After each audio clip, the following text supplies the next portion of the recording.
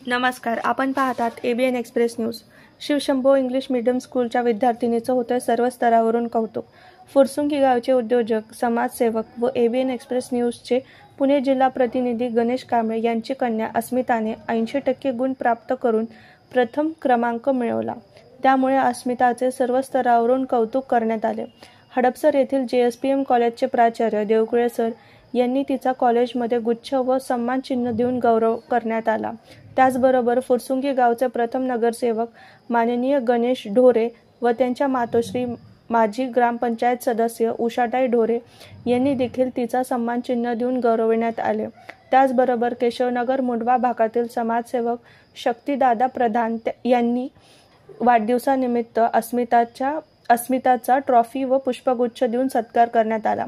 कार्यक्रमाच्या स्थळी राष्ट्रवादी काँग्रेस जिल्हा अध्यक्ष प्रशांतदादा जगताप आणि पुणे महानगरपालिकेचे माजी उपमहापौर बंडू तात्या गायकवाड, वंचित बहुजन आघाडी हडपसर विधानसभा मतदारसंघाचे गौरव जाधव तसेच अनेक कार्यकर्ते उपस्थित होते।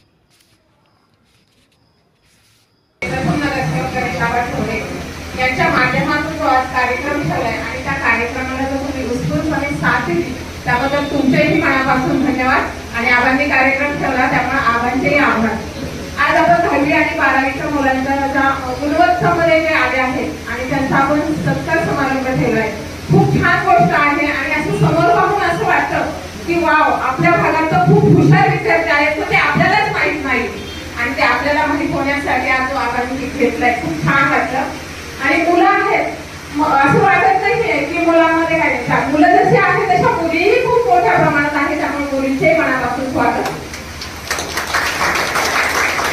10वी 12वी केल्यानंतर आपल्याला वाटतं की आपण पुढे जाऊन काय करावं, कुणाची साथ घ्यावी, कुणाचं मार्गदर्शन घ्यावं, तर त्यात पहिल्यांदा आपलं मार्गदर्शन आपल्या आई वडिलांचं असतं। नंतर आपल्या आबांचंही मार्गदर्शन खूप छान प्रकारे तुम्हाला मिळत आहे।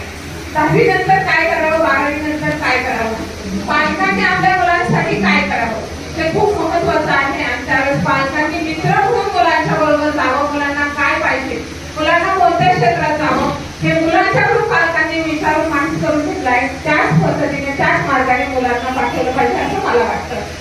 10वी नंतर 12वी नंतर कोण यांचे तसं न होऊ देता मुलांनी आपल्या आईबापाने आपल्यासाठी काय केलं आहे, आपल्या आईबापाने आपल्यासाठी किती मोठ्या कष्टाखाली आहेत आणि त्या कष्टांचं आपण कसं साथ केलं पाहिजे, त्यांच्या कष्टाचं आपण चीज केलं पाहिजे हे प्रथम आपण सर्वांनी डोळ्यासमोर ठेवलं पाहिजे असं मला मुलांना सांगायचंय।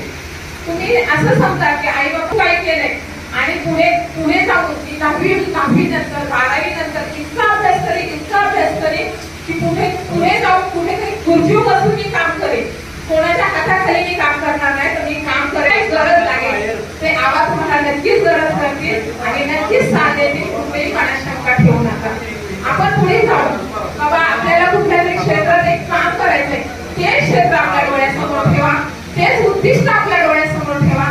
आपलं उद्दिष्ट इकडे तिकडे भरकटू देऊ नका असं मला 10वीच्या 12वीच्या मुलांना सांगायचंय। तुम्ही एक उद्दिष्ट ठेवलं की नाही बाबा, मी पुढे जाऊन मी एक मोठा वकील होणार आहे, मी एक मोठा कलेक्टर होणार आहे, मी एक मोठी जिल्हाधिकारी